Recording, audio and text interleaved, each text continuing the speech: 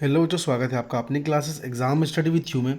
बच्चों हम लोग जो है आज आप लोगों के लिए जो है चाइल्ड डेवलपमेंट बाल विकास की क्लास लेके आए हैं।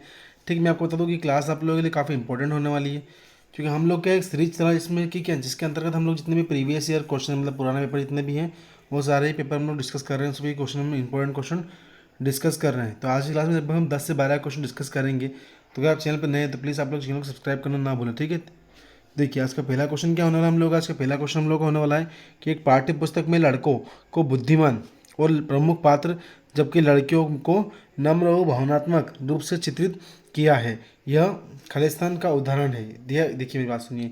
जब भेदभाव होता है क्या होता है, जब जब भेदभाव होता है तो वहाँ क्या होती है, लिंग रूढ़िवादिता होती है। क्या होती है वहाँ पर, लिंग रूढ़िवादिता होती है वहाँ पर। जब जब भी भेदभाव होता है वहाँ पर क्या होती है, लिंग रूढ़िवादिता, है ना। ध्यान दीजिए, पहले का आंसर क्या होगा हम लोगों का, लिंग रूढ़िवादिता। रूढ़िवादिता मतलब ये है कि हम जो किसी और के प्रति मतलब सोच सही नहीं रखते, सीधी सी हमको बोल सकते हैं हीन सोच रखना, मतलब भेदभाव वाली सोच रखना, वो वाली बात होती है। ठीक है, फिर अगला क्वेश्चन देखते हैं। अगला क्वेश्चन क्या कह रहा है हम लोगों का, अगला क्वेश्चन बोल रहा है कि एक निश्चित दूरी के बाद दो समानांतर रेलवे लाइनों की ट्रैक मिलती हुई दिखाई पड़ती है। इसका एक उदाहरण खालिस्तान है। तो इसका एक उदाहरण ये है परिदृश्य। परिदृश्य मतलब वो कि देखिए हमको क्या बोल रहा है क्वेश्चन में, एक निश्चित दूरी मतलब एक फिक्स हम लोग क्या डिस्टेंस दी हुई है। ठीक है, डिस्टेंस के बाद दो समानांतर रेलवे लाइन मतलब दो दो रेलवे लाइन है। बाकी वो दूर जाने के बाद हमको क्या दिखाई दे रही है, बिल्कुल कि मान लीजिए कि उदाहरण मतलब बिल्कुल मिलती हुई दिखाई दे रही है, मतलब जॉइंट हो रहा है कहीं ना कहीं उनका। तो वो क्या है, परिदृश्य भ्रम है। मतलब हम लोग किसी चीज़ को देखते हैं ना कि वो मान लो हमको दिखता मतलब दूर से कुछ और दिखता है, नज़दीक जाकर कुछ और दिखता है हम लोग को। तो वो क्या है, वो हमारा होगा परिदृश्य भ्रम होगा हम लोग का। ठीक है, फिर अगला क्वेश्चन अगर देखते हैं हम लोग, हमारा अगला क्वेश्चन क्या बोल रहा है, क्वेश्चन नंबर थर्ड कि आर्टिज्म क्या है। ठीक है, आर्टिज्म एक क्या है, मतलब है क्या चीज़। तो आर्टिज्म एक है ना, क्या है, न्यूरॉन विकार है। क्या है, आर्टिज्म एक न्यूरॉन विकार है। क्या है, आर्टिज्म एक न्यूरॉन विकार है। ध्यान दीजिए, क्या है, आर्टिज्म एक न्यूरो विकार है। ठीक है, विकार विकास विकार है। ठीक है, अगला क्वेश्चन देखते हैं हम लोग। तो अगला क्वेश्चन क्या फोर्थ वाला कि एक शिक्षक विद्यालय के प्रदर्शन में एक बच्चों की लगातार असफलता का पता निम्न रूप में लगा सकता है। अब निम्न रूप कौन कौन से रूप में लगा सकता है, देखिए इसका पहला क्वेश्चन का हमारा देखिएगा, इसका मतलब क्या होगा, इसका राइट आंसर जब हम होगा वो होगा ऑप्शन नंबर थर्ड वाला। ठीक है, ऑप्शन नंबर थर्ड वाला कैसे, ध्यान दीजिएगा, ये इसका राइट आंसर होगा, है ना। क्या बोल रहा है अगला, देखिए कि अधिगम असक्ता या विशेष शिक्षा की आवश्यकता होना। ठीक है, इसका राइट आंसर क्या होगा, इसका राइट आंसर होगा ऑप्शन नंबर थर्ड वाला। फिर अगर अगला क्वेश्चन देखते हैं हम लोग, हमारा क्वेश्चन नंबर 5, तो क्या बोल रहा है, क्वेश्चन नंबर 5 हम लोग को बोल रहा है कि अंध स्मरणम, ठीक है, ब्लाइंड मेमोराइजेशन कहलाता है। ब्लाइंड मेमोराइजेशन क्या कहलाता है, तो ये पूर्णतः क्या होता है, रटने द्वारा अधिगम। रटने द्वारा अधिगम मतलब वो कि जिन बच्चों को भाई मतलब उन्होंने सोच लिया कि हम लोग का विकास से हो ही नहीं पाएगा। ठीक है, तो वो क्या करते हैं, किसी चीज़ को रटते हैं। ठीक है, मतलब उसको याद नहीं करते हुए, समझते नहीं, उस चीज़ को माइंड में सेट नहीं करते, उसको रटते हैं, मतलब उसको और पढ़ते हैं, उसका ओरल करते हैं उस चीज़ का। ठीक है, तो उसको हम क्या बोलते हैं, मेमोराइजेशन। क्या बोलते हैं इसका, ब्लाइंड मेमोराइजेशन। क्या बोलते हैं, ब्लाइंड मेमोराइजेशन। ठीक है, फिर अगला देखते हैं हम लोग, हमारा अगला क्वेश्चन क्या है, क्वेश्चन नंबर 6, ध्यान दीजिएगा। अगला क्वेश्चन हम लोग का है क्वेश्चन नंबर 6 कि निम्नलिखित में से क्या पाठ्यक्रम योजना में सही क्रम है। पाठ्य योजना, ठीक है, पाठ्य योजना में सही क्रम कौन कौन सा हम लोग का होता है। ठीक है, तो ये हमको देखना है। ठीक है, तो ध्यान दीजिएगा, देखिए मेरी बात सुनिए।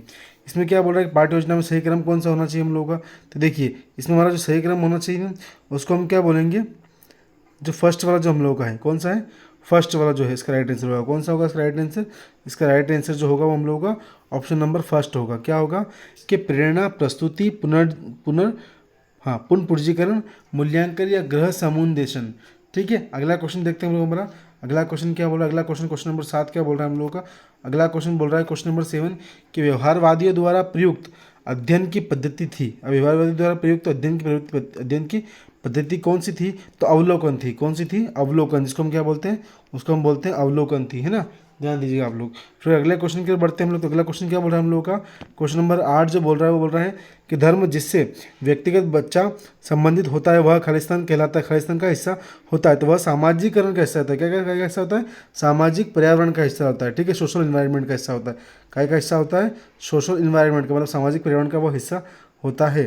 फिर अगला क्वेश्चन देखते हैं क्वेश्चन नंबर 9।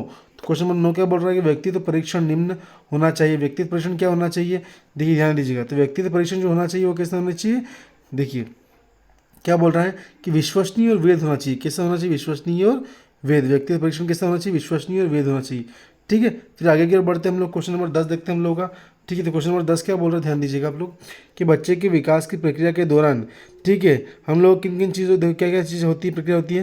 तो सामान्य कार्य विशिष्ट कार्य के बाद किए जाते हैं। वो सामान्य कार्य जो होते हैं ना पहले किए जाते हैं, किसके, विशिष्ट कार्य के बाद किया जाता है। सामान्य कार्य जो होता है ना, मतलब बच्चा पहले क्या है, कठिन से सीखता है, ठीक है, उसके बाद क्या है, बच्चा आसान से सीखता है। सामान्य कार्य विशिष्ट कार्य के बाद किया जाता है, किसमें, बच्चों के विकास की प्रक्रिया में, ठीक है। बच्चा पहले क्या होता है, मेरी बात सुनेगा, कि मान लीजिए अगर एक आँख का दीपक जल रहा है, बच्चा उस चीज़ को पकड़ने की कोशिश करेगा।